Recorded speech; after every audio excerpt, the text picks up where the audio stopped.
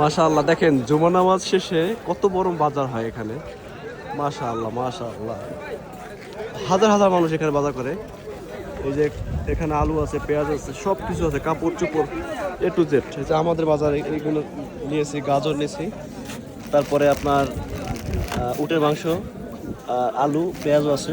এই যে পেঁয়াজটা বেশি ভালো না, তারপরে লইছি, কম দামে পাইছি। কাপড় চোপড় নিয়েছি, প্যান্ট। অনেক হাজার হাজার মানুষ কেনাকাটা করে এখানে। তো অন্যান্য জায়গায় সৌদি আরবে পুলিশে সমস্যা করে, কিন্তু এখানে একদিনও দেখিনি এখন পর্যন্ত সমস্যা করতে কোনো জুমায়।